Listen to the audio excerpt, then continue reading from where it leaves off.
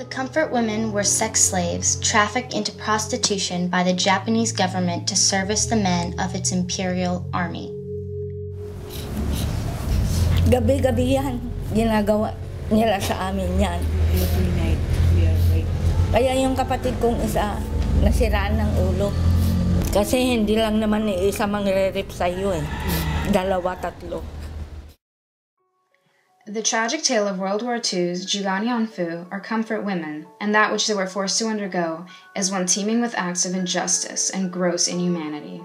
The Japanese government, as well as the Japanese Imperial Army, is at fault for the inexorable violations of the rights of the comfort women during the years of 1932 to 1945.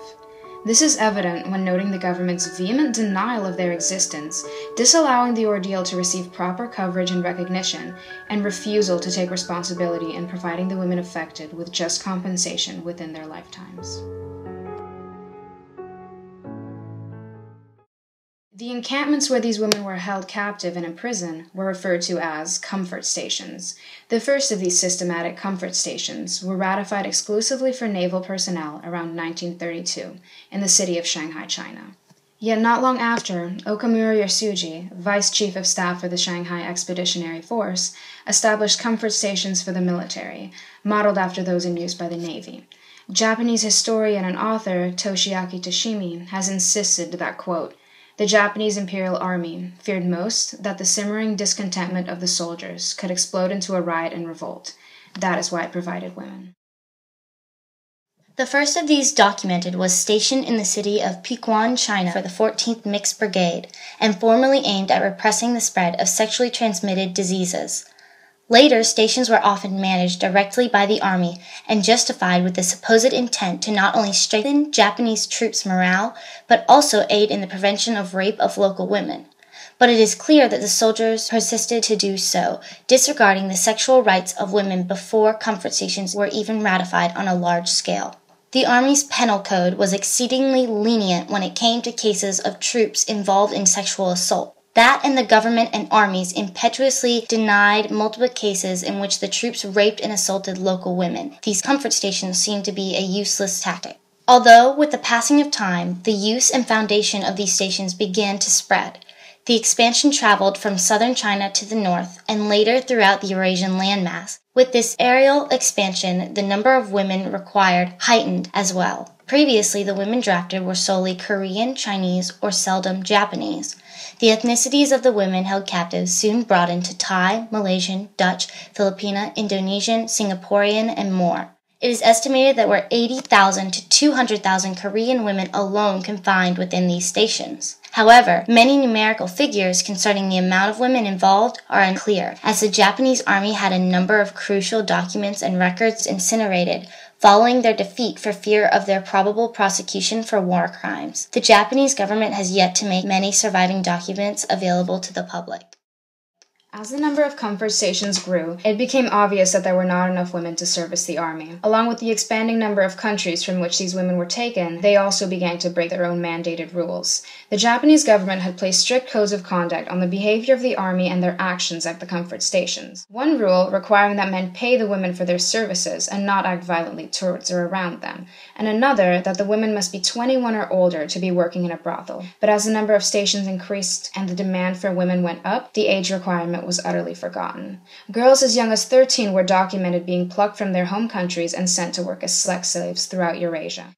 The Japanese government was directly responsible for this occurrence, as they were supervising this operation. Due to this, methods evolved, such as the drafting of Korean coal miners' daughters to their enlisting women from poverty-stricken South Korean farm families. Women ranging from their preteens to those married and nursing infants were drafted from their profession, school, or home, and trafficked to military brothels across Eurasia.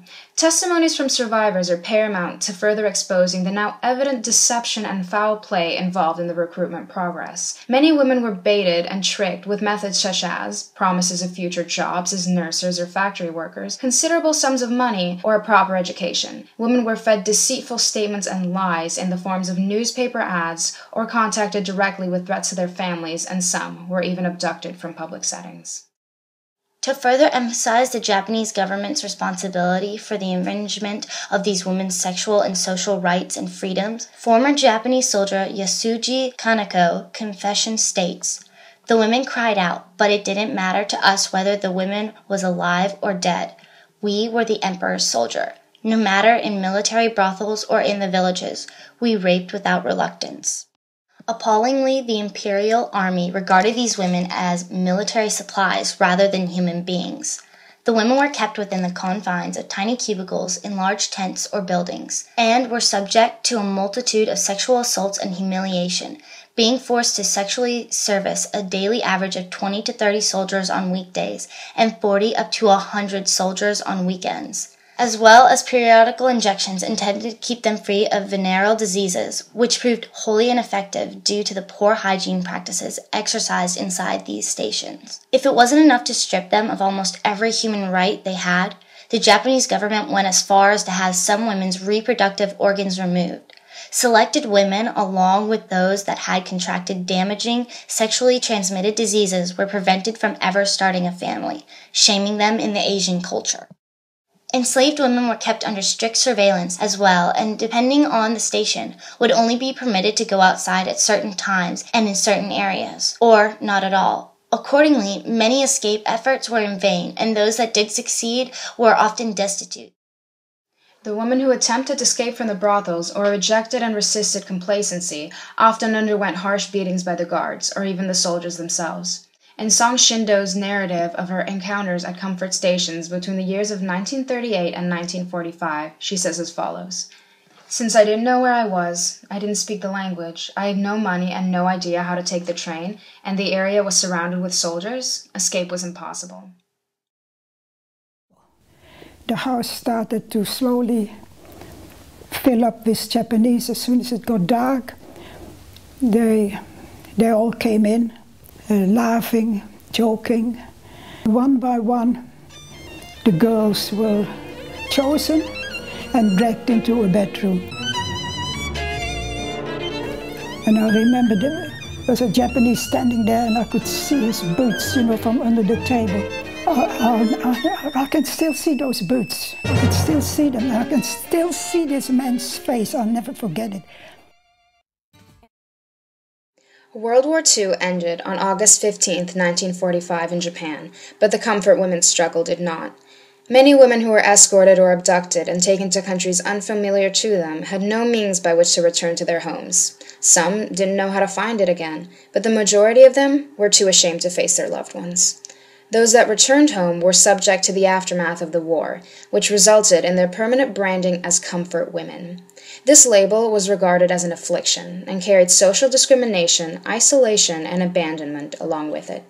Adding this to the weight of the post-traumatic stress, depression, and sexually transmitted diseases, ailments, and injuries that many of these women had to bear on their journeys home, the agony they shouldered and suffered through is truly unimaginable. Being a comfort woman, though the women had no choice of their fate, was such a disgrace that many who later married and had a family never told their husbands and children what happened to them. At present, the Japanese government has not issued any sufficient recognition of their indiscretions or accepted liability for their heinous crimes. Very few of the women affected have received any financial compensation for the atrocities and violations of human rights they were subject to, and it currently appears highly unlikely that they will within their lifetimes. Comfort women were forced to not only leave their homes, lives, and many times countries to serve in brothels, becoming sex slaves of the Japanese Imperial Army, and having to serve 20 or more men in a single day was destructive to their sexual, social, and human rights. This because life in comfort stations stripped women of their right to consent to sexual activities and plainly eliminated their freedom to progress through life in a typical fashion. The Japanese government and military are responsible for the excruciating mental and physical pain they suffer with even today. And it seems that even in present day, Japanese politicians neglect to acknowledge the very existence of comfort women. Today, survivors fight for recognition from the Japanese government, not seeking a cash payout but rather an apology. In the words of Yoshimi Yoshiaki in his book, Comfort Women, Sexual Slavery in the Japanese Military During World War II, until the Japanese government unambiguously acknowledges its responsibility, apologizes, pays compensation, and restores the honor of the victims, their suffering will not end.